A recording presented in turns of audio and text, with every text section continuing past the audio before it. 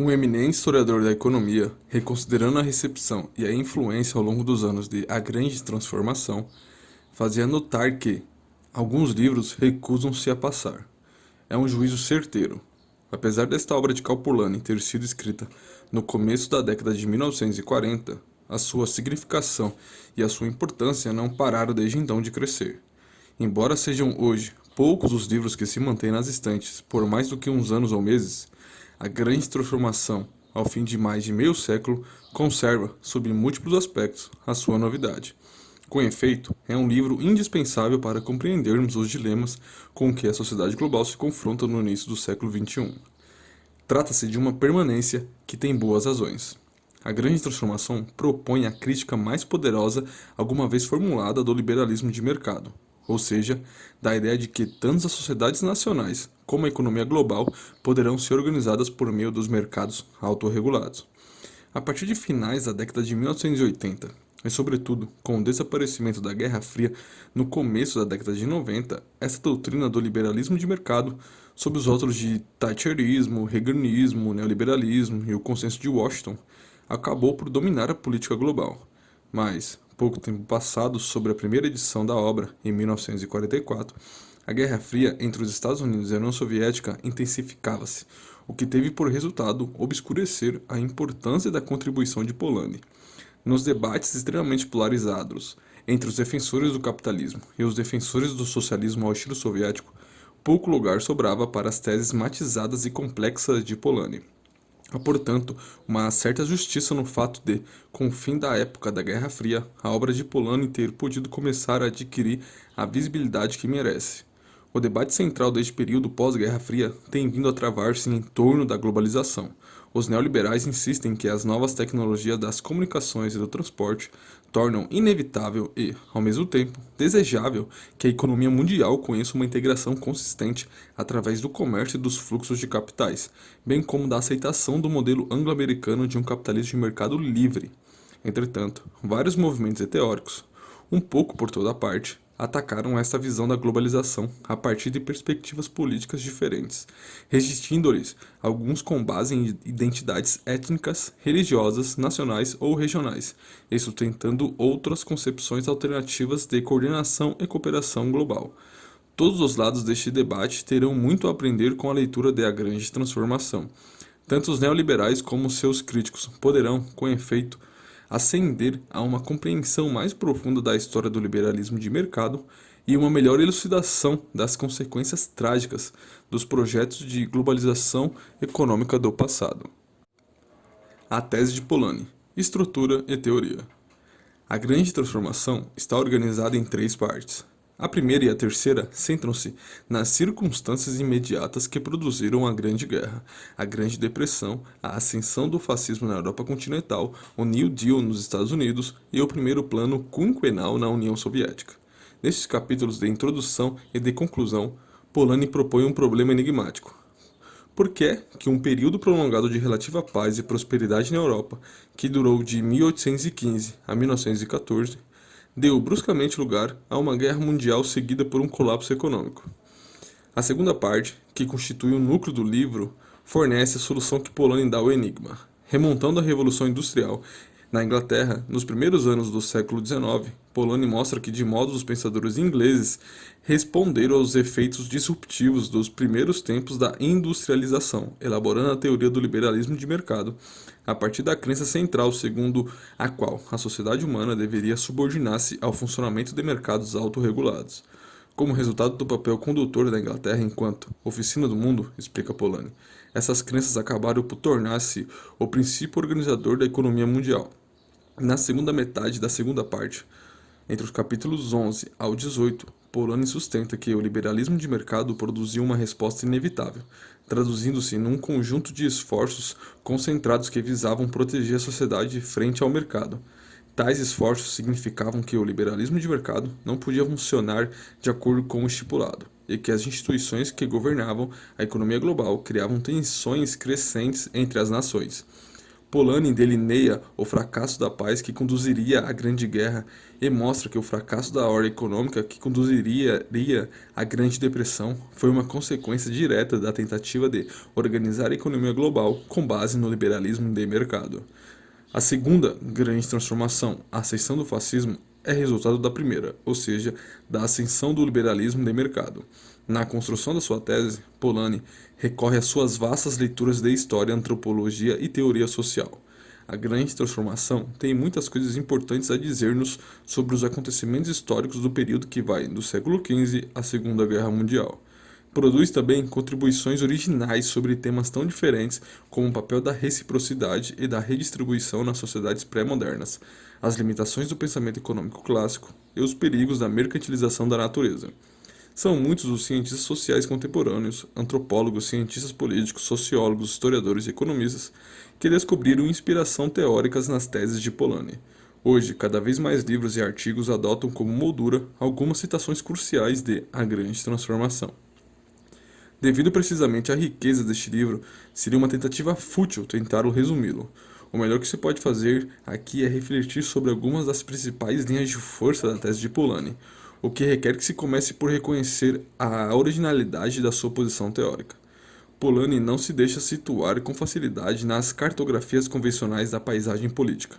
Embora concorde com boa parte da crítica a que Keynes submete o liberalismo de mercado, não pode ser considerado um keynesiano. Identificou-se como socialista ao longo da sua vida inteira, mas em termos que o separam radicalmente de qualquer espécie de determinismo econômico, sem que o caso do marxismo prevalecente constitua uma exceção. As próprias definições de capitalismo e de socialismo que ele faz divergem das interpretações habituais desses conceitos. O conceito de incrustação de Polanyi. O ponto de partida lógico de uma exposição do pensamento de Polanyi é o seu conceito de incrustação, que em inglês é embeddedness. Embora a partida outras versões de embeddedness ou da forma adjetiva de embedded sejam justificáveis como incorporação, incorporada, implantação, implantada, enraizamento, enraizada, inserção, inserida, engastamento, engastada. A verdade é que a adotada na presente tradução, incrustação, incrustada, se tornou canônica no português de Portugal, na medida em que foi adotada e difundida pela teorização e ensaísmos econômicos críticos dos autores que, como José Maria Castro Caldas, por exemplo, maior atenção tem dedicado neste país ao pensamento de Polanyi. Este conceito, que é talvez a sua contribuição mais célebre para o pensamento social, tem sido também a origem de múltiplas confusões. Polanyi começa por sublinhar que toda a tradição do moderno pensamento econômico, prolongando-se até os nossos dias, toma por base uma concepção da economia como um sistema de interligação de mercados que, automaticamente, ajustam entre si a oferta e a procura através do mecanismo dos preços. Embora reconheçam que o sistema de mercado por vezes tem necessidade do auxílio dos governos para superar as falhas do seu funcionamento, os economistas continuam a basear-se nesta representação da economia como um sistema de equilíbrio de mercados integrados.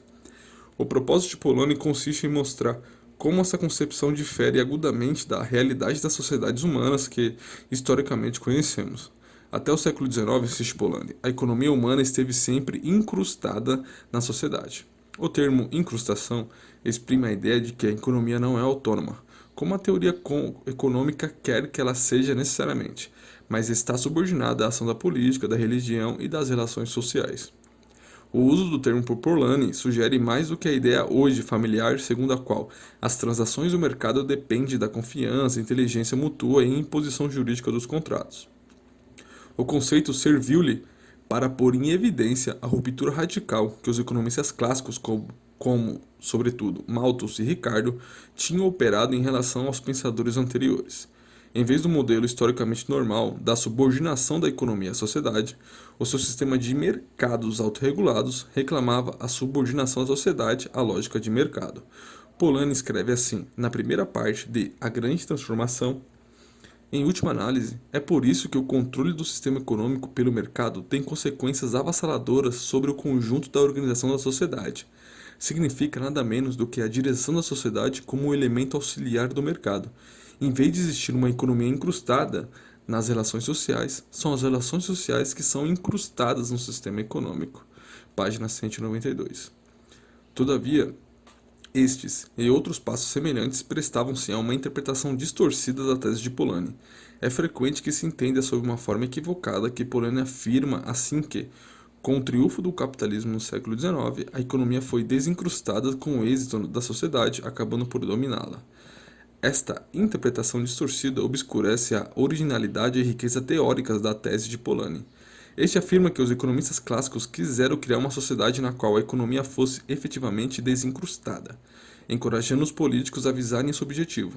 No entanto, insiste em que não alcançaram nem podiam alcançar esse objetivo. De fato, Polanyi afirma por várias vezes que o objetivo de uma economia de mercado desincrustada e plenamente autorregulada é um projeto utópico. Trata-se de algo que não pode existir. Na página de abertura da primeira parte, por exemplo, escreve: a nossa tese é que a ideia de um mercado capaz de se autoajustar era uma mera utopia. Semelhante instituição não poderia existir duradouramente sem aniquilar a substância natural e humana da sociedade. Destruiria fisicamente o homem e transformaria o seu meio ambiente num deserto. Por que não pode a desincrustação ser bem-sucedida? Polanyi sustenta que uma economia do mercado inteiramente autorregulada requer que os seres humanos e o meio natural circundante sejam convertidos em meras mercadorias, o que só poderia garantir a destruição tanto da sociedade como do meio natural ambiente. Em seu entender, os teóricos dos mercados autorregulados e os seus aliados impelem constantemente as sociedades humanas para a borda de um abismo. Mas, à medida que as consequências da ação sem restrições dos mercados se manifestam, os seres humanos resistem, recusam-se a agir como lemmíngues que avançam dispostos a precipitar-se na sua própria destruição. Em vez de o fazerem, separam-se dos dogmas da autorregulação do mercado no propósito de pouparem a destruição tanto à sociedade como à natureza. Nesse sentido, podemos dizer que a tentativa de desincrustar o mercado produz um efeito análogo ao de retesar um elástico gigantesco. Os esforços que tendem a desenvolver uma autonomia de mercado aumentam o nível de tensão. Se esse continuar a puxar pelo elástico, ou este ceder-se e partir-se, o que corresponde a uma situação de desintegração da sociedade, ou a economia acaba por regressar a condições de maior incrustação. A lógica subjacente a esta tese assenta na distinção estabelecida por Polanyi entre mercadorias reais e fictícias. Para Polanyi, uma mercadoria define-se pelo fato de ser uma coisa produzida para ser vendida no mercado de trabalho. Por definição, a terra, o trabalho e a moeda são mercadorias fictícias, uma vez que não foram originalmente produzidos para a venda no mercado. O trabalho é simplesmente a atividade dos seres humanos. A terra é uma parte da natureza, e a oferta de moeda e crédito nas sociedades modernas é necessariamente moldada pelas políticas governamentais.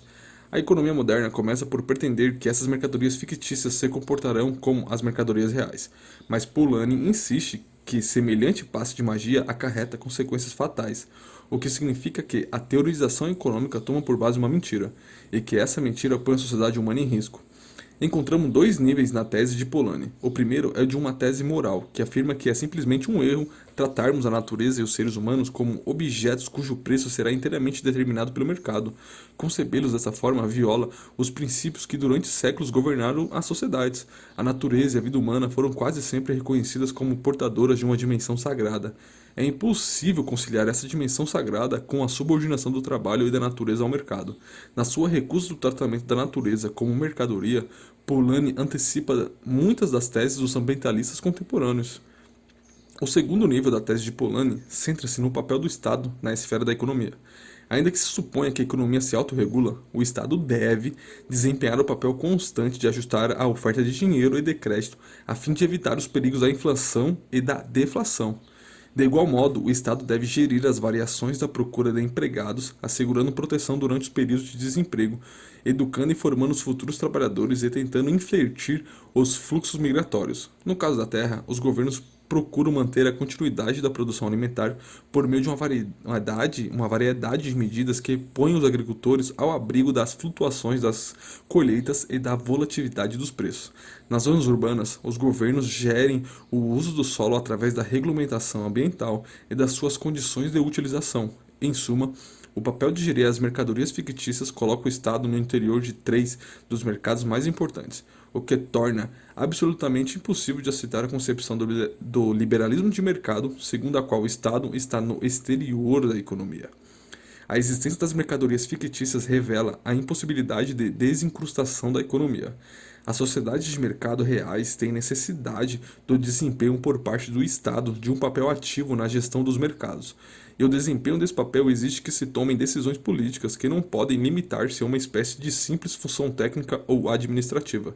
Quando as políticas conduzidas pelo Estado vão no sentido da desincrustação, recorrendo mais amplamente à autorregulação do mercado, as pessoas comuns são forçadas a suportar custos mais pesados. Os trabalhadores e suas famílias tornam-se mais vulneráveis ao desemprego, os agricultores vêm-se expostos a uma maior concorrência resultante das importações e aos dois grupos é exigido que aceitem as dificuldades decorrentes de uma diminuição das proteções de que beneficiavam. Com frequência, garantir que os grupos em causa aceitem sofrer os custos que lhes são impostos sem recorrerem a ações politicamente desestabilizadoras representam maiores esforços por parte do Estado, o que explica parte do que queria Polanyi dizer ao afirmar que o laissez-faire foi planejado.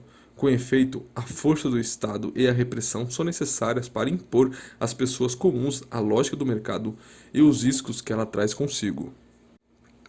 As consequências da impossibilidade. Os esforços dos defensores teóricos do mercado livre, no sentido de desincrustar a economia da sociedade, estão condenados ao fracasso. Mas o próprio caráter utópico do liberalismo de mercado é uma das fontes que alimentam a sua extraordinária resiliência intelectual.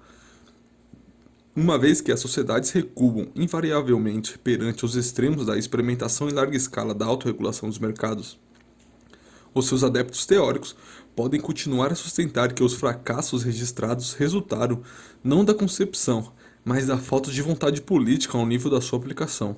O credo do mercado autorregulado não pode assim ser refutado pelas experiências históricas, e os seus advogados têm sempre uma resposta à prova da realidade perante cada novo fracasso. Foi o que se pôde observar uma vez mais recentemente por ocasião da tentativa de impor o capitalismo de mercado na ex-União Soviética. Recorrendo à terapia de choque, embora o fracasso da tentativa seja óbvio aos olhos de toda a gente, os adeptos da terapia de choque continuam a acusar do fracasso os políticos que cederam demasiado rapidamente às pressões políticas. Se tivessem persistido um pouco mais, os benefícios prometidos por uma passagem acelerada ao reino do mercado não teriam deixado de ter ocorrido.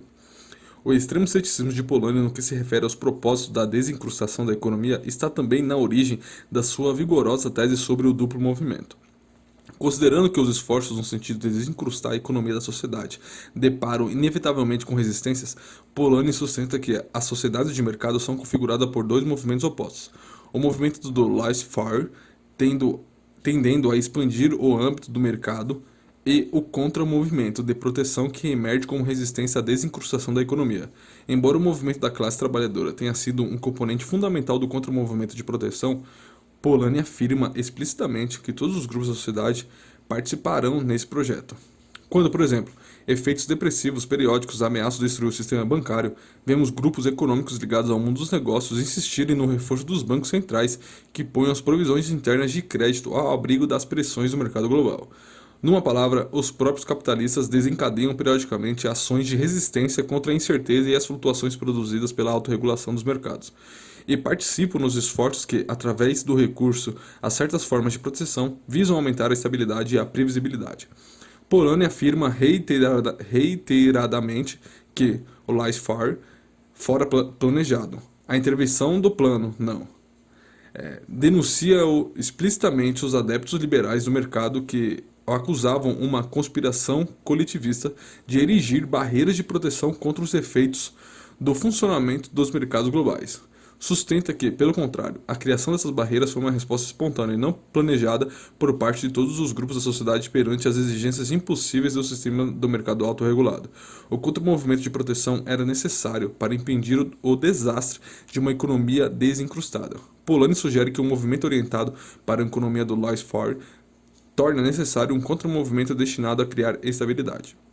Quando, por exemplo, um movimento favorável ao laissez-faire é demasiado poderoso, como na década de 1920 ou de 1990 nos Estados Unidos, Os excessos especulativos e a desigualdade crescente destroem as bases de qualquer prosperidade continuada. E embora as simpatias de Polanyi estejam, de um modo geral, com o contramovimento de proteção, ele reconhece também que esse contramovimento poderá, em alguns casos, criar um impasse econômico-político perigoso. A sua análise da ascensão do fascismo europeu reconhece que, quando não deixou de haver um movimento capaz de impor a sua solução para a crise, as tensões aumentaram, permitindo que o fascismo adquirisse a força necessária à conquista do poder, rompendo ao mesmo tempo com o laissez-faire e com a democracia. A tese do duplo movimento de Polanyi contrasta vigorosamente tanto com o liberalismo de mercado como com o marxismo ortodoxo acerca da gama das possibilidades que podem imaginar-se num dado momento particular. Tanto o liberalismo de mercado como o marxismo sustentam que as sociedades não têm senão duas escolhas reais, entre o capitalismo de mercado e o socialismo. Apesar de alimentarem preferências opostas, as duas posições põem-se de acordo na medida em que exclui qualquer outras alternativas. Em contrapartida, Polanyi insiste que o capitalismo de mercado livre não constitui uma escolha real, porque não passa de uma concepção utópica. Por outro lado, no capítulo 19 da sua presente obra, define também o socialismo como a tendência imanente de uma civilização industrial no sentido de superar o mercado autorregulado, subordinando-o conscientemente a uma sociedade democrática. Essa definição permite que os mercados continuem a ter um papel no seio das sociedades socialistas. Polanyi sugere que existem diferentes possibilidades disponíveis num dado momento histórico, uma vez que os mercados poderão incrustar-se de diferentes modos na sociedade. Sem dúvida, algumas dessas formas serão mais eficientes na sua capacidade de expandir a produção e de incentivar a inovação, e algumas serão mais socialistas, subordinando o mercado a uma direção democrática. Mas Polanyi sustenta a existência, tanto no século XIX, como no século XX, de alternativas que eram ao mesmo tempo eficientes e democráticas. A centralidade do regime global. No entanto, Polanyi é um pensador demasiado complexo para imaginar que cada país, individualmente considerado, poderá dispor da liberdade de escolher uma via particular, tendo em vista a conciliação dos dois lados do duplo movimento. Pelo contrário, a tese de Polanyi é pertinente perante a situação global, precisamente porque ele põe as regras que governam a economia mundial no centro do quadro que traz. A sua tese sobre a ascensão do fascismo no período entre as duas guerras toma por eixo o papel do padrão ouro internacional na limitação das opções políticas ao alcance dos agentes no interior dos diferentes países.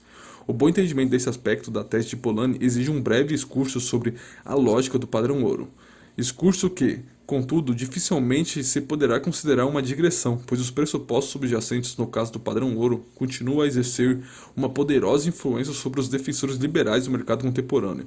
Polanyi via no padrão ouro uma realização intelectual extraordinária.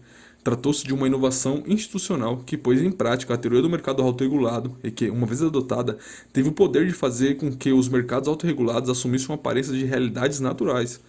Os defensores liberais do mercado queriam criar um mundo que maximizasse as oportunidades da extensão do âmbito dos mercados ao nível internacional, mas para esse efeito necessitavam de descobrir maneiras de tornar possível que pessoas diferentes, em diferentes países e com moedas diferentes, celebrassem livremente transações umas com as outras.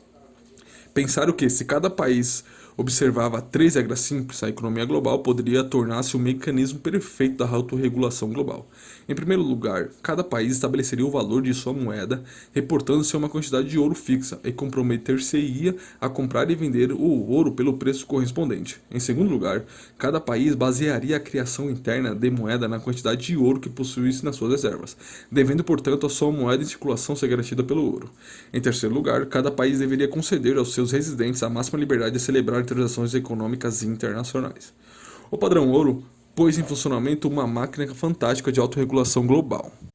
As companhias inglesas podiam exportar bens e investir em todas as partes do mundo com a garantia de que as moedas que embolsassem seriam sólidas como o ouro. Em teoria, se um país se visse em posição deficitária num dado ano, devido ao fato de os seus cidadãos gastarem no exterior mais do que ganhavam, o ouro das reservas desses países poderia ser mobilizado para pagar aos credores estrangeiros. A oferta interna de moeda e crédito diminuiria automaticamente. As taxas de juros subiriam, os preços e os salários desceriam, a procura de bens importados seria menor e as exportações tornar-se-iam mais competitivas. O déficit do país acabaria assim por se autoliquidar. Sem a intervenção da mão pesada dos governos, as contas internacionais de cada nação acabariam assim por se equilibrar. O globo seria unificado na forma de um único mercado, sem necessidade desta ou daquela espécie de governo mundial ou autoridade financeira global. A soberania continuaria a repartir-se entre numerosos estados-nação, que seriam impelidos, cada um deles, pelo seu interesse próprio, a adotar voluntariamente as regras do padrão ouro. Consequências do padrão ouro. O padrão ouro destinava-se a criar um mercado global integrado que reduzisse o papel das unidades e governos nacionais, mas as suas consequências foram exatamente as opostas. Polanyi demonstra que, ao ser amplamente adotado na década de 1880, o padrão ouro teve o efeito irônico de intensificar a importância da nação enquanto entidade unificada. Embora os partidários do mercado liberal sonhassem com um mundo pacífico em que as únicas batalhas internacionais seriam a dos indivíduos e das companhias visando superar a concorrência, os esforços empreendidos com vista à realização daquele sonho por intermédio do padrão ouro acabaram por resultar em duas terríveis guerras mundiais. A realidade era que as regras do padrão ouro, por si só, impunham às populações custos econômicos que eram literalmente insuportáveis. Quando a estrutura interna dos preços de uma nação divergia dos níveis dos preços internacionais, o único meio legítimo de que o país em causa dispunha para enfrentar a redução das reservas de ouro era aceitar a deflação, o que significava permitir que sua economia se contraísse até que a quebra dos salários reduzisse o consumo o bastante para assegurar o restabelecimento do equilíbrio da balança comercial. Esta política significava quebras dramáticas nos salários e nos rendimentos dos agricultores, aumento do desemprego e uma multiplicação brutal das falências nos negócios e na banca. Não eram somente os trabalhadores e os agricultores que consideravam demasiado elevados os custos desse tipo de ajustamento. O próprio mundo dos negócios poderia revelar-se incapaz de suportar a incerteza e a instabilidade dele decorrentes. Daí que, quase imediatamente a seguir à instauração do mecanismo do padrão ouro, se tenha verificado que sociedades inteiras se coligavam tentando contrabalancear as suas consequências. O primeiro recurso do que os diferentes países dispunham consistia em reforçar a utilização das tarifas que protegiam seus bens agrícolas e manufaturados, tornando os fluxos comerciais menos sensíveis às variações dos preços. Os países podiam obter um certo grau de previsibilidade nas suas transações internacionais, tornando-se menos vulnerável a custos bruscos e não antecipados.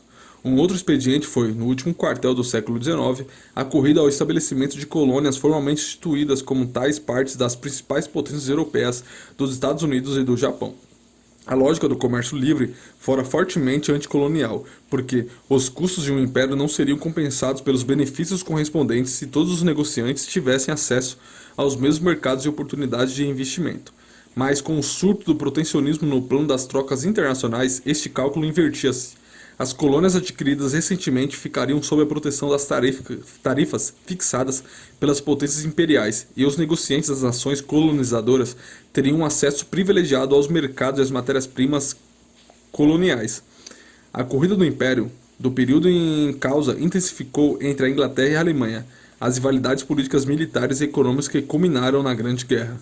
Segundo Polanyi, o impulso imperialista não está algures no código genético das nações, mas é antes uma materialização do esforço das nações que procuram proteger-se das exigências incessantes do sistema do padrão ouro. O fluxo dos recursos com origem numa colônia lucrativa poderá salvar a nação de uma crise devastadora causada por uma súbita diminuição das reservas de ouro, e a exploração das populações ultramarinas poderá impedir que as relações de classe na metrópole se tornem ainda mais explosivas. Polanyi sustenta que o utopismo dos liberais adeptos do mercado os levou a inventar o padrão ouro como mecanismo destinado a assegurar um mundo sem fronteiras de prosperidade crescente.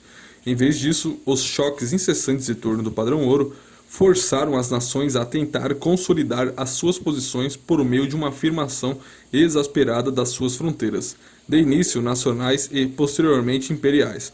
O padrão ouro continuou a exercer as suas pressões disciplinares sobre as nações, mas o seu funcionamento ver-se-ia de fato minado pela ascensão de várias formas de protecionismo, das barreiras alfandegárias aos impérios.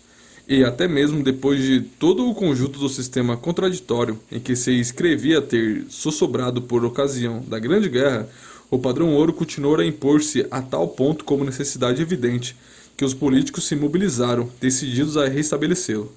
Foi a peça cuja trágica ação se desenrolaria nas décadas de 1920 e 1930, quando as nações foram forçadas a escolher entre a proteção das taxas de câmbio e a proteção dos seus próprios cidadãos. Foi deste impasse que emergiu o fascismo.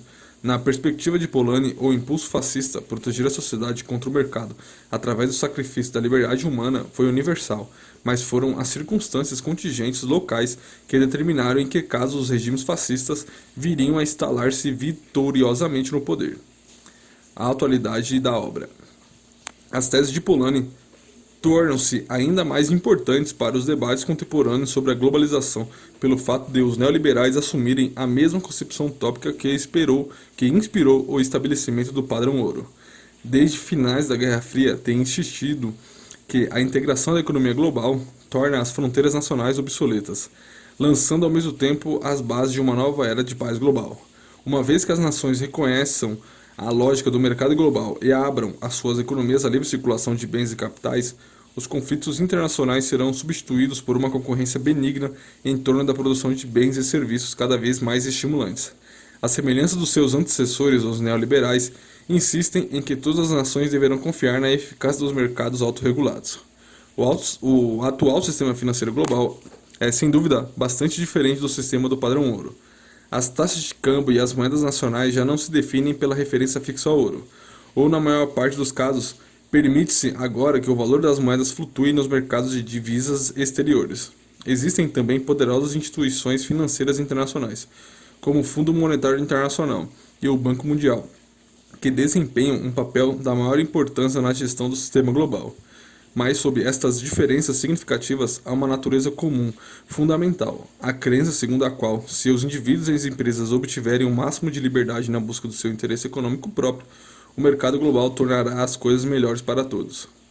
É esta crença fundamental que subjaz os esforços sistemáticos dos neoliberais no sentido do desmantelamento das restrições postas aos fluxos dos bens e dos capitais e da redução da interferência dos governos na organização da vida econômica.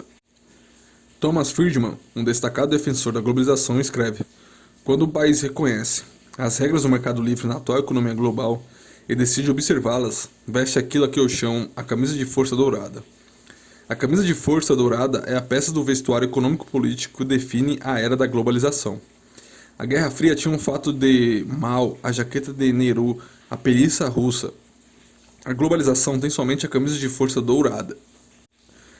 Se o país ainda não está preparado para se adaptar a usá-la, não tardará a está-lo.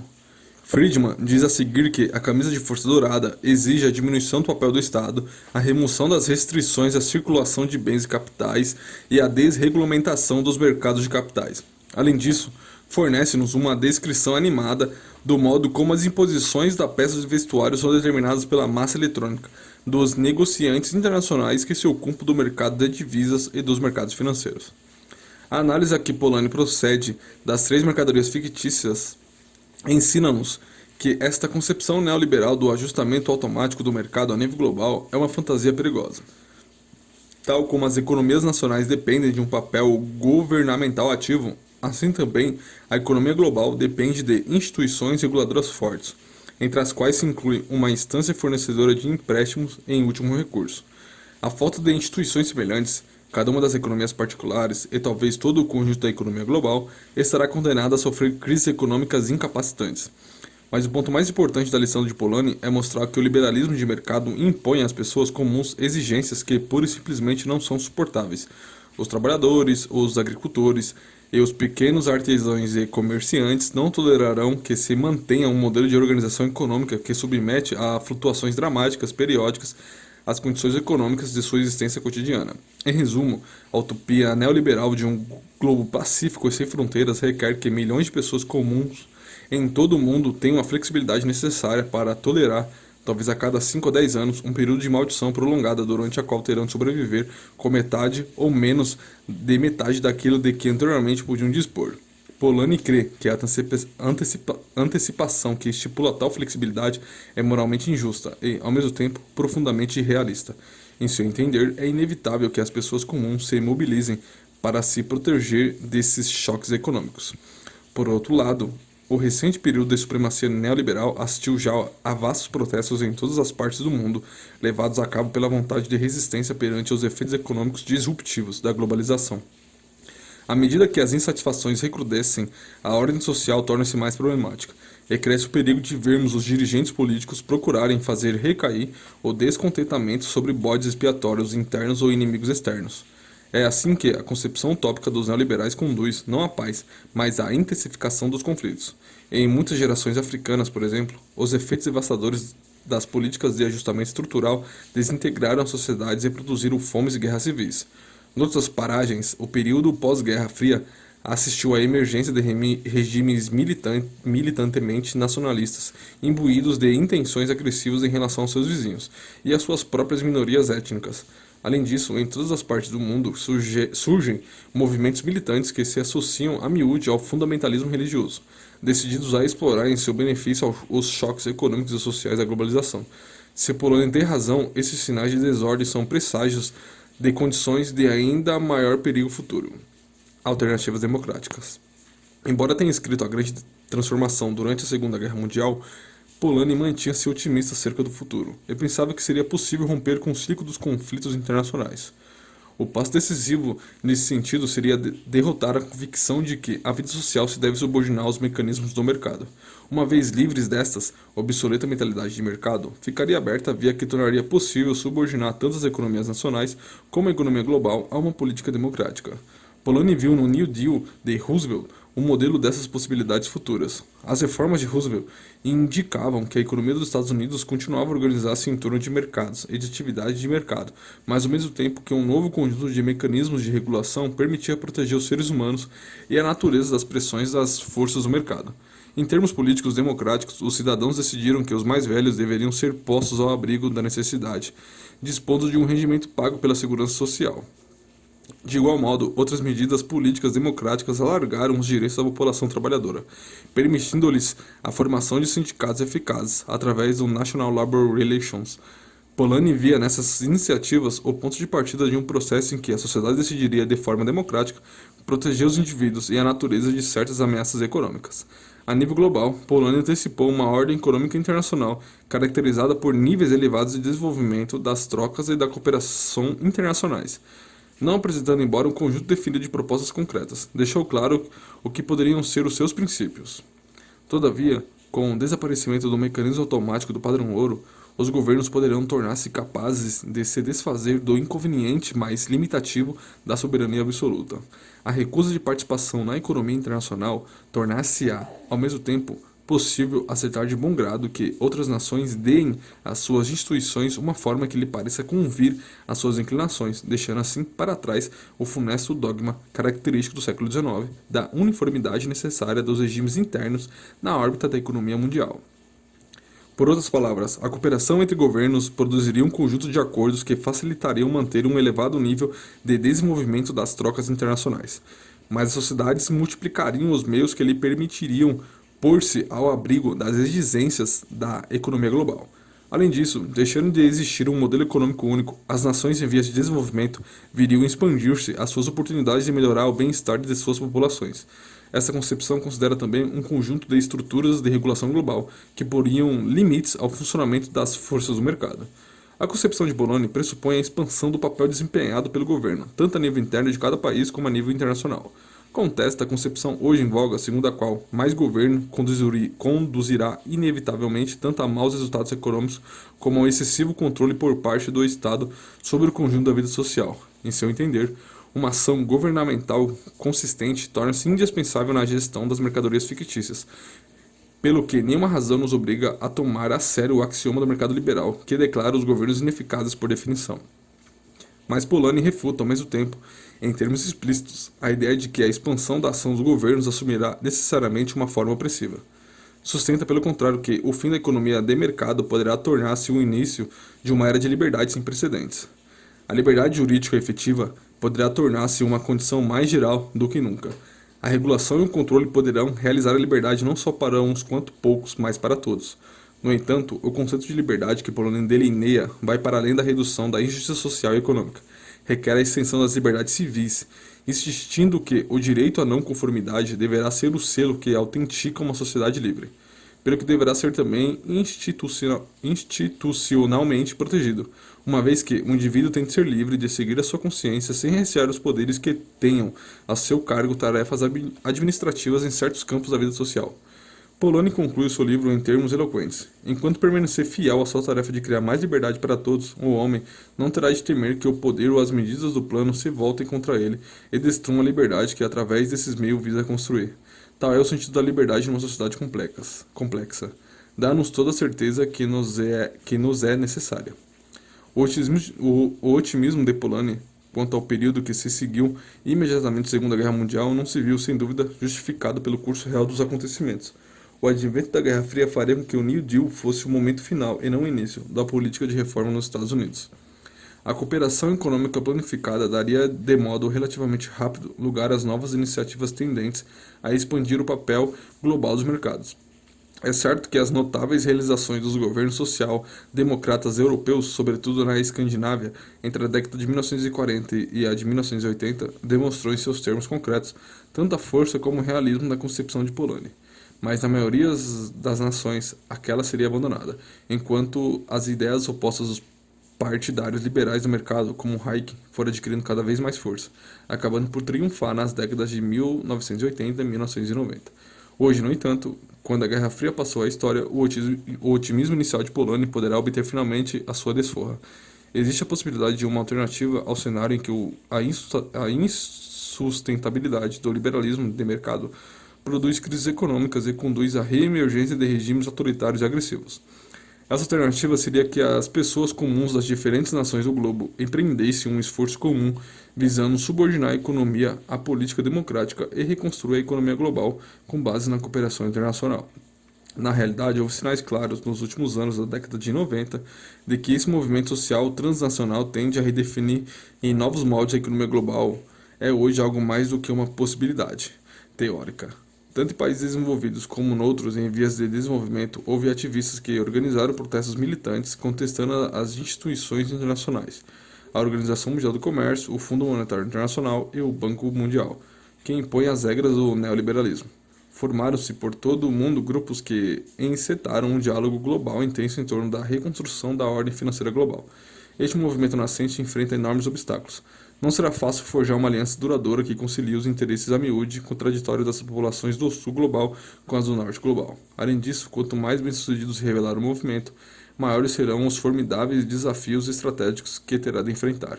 É extremamente incerto que a ordem global possa ser reformulada a partir da base sem mergulhar a economia mundial nessa espécie de crise que se verifica quando os investidores entram em pânico.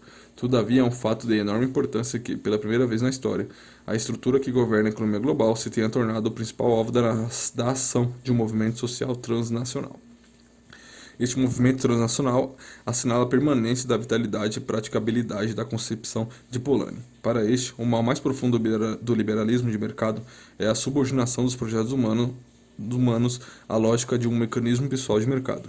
A sua posição é sustentar que, pelo contrário, os seres humanos deveriam usar os instrumentos da governação democrática para controlar e orientar a economia com vista à satisfação das nossas necessidades individuais e coletivas. Polanyi mostra que a incapacidade de responder a esse desafio foi causa de enormes sofrimentos ao longo do século passado. A sua profecia para o novo século não poderia ser mais clara.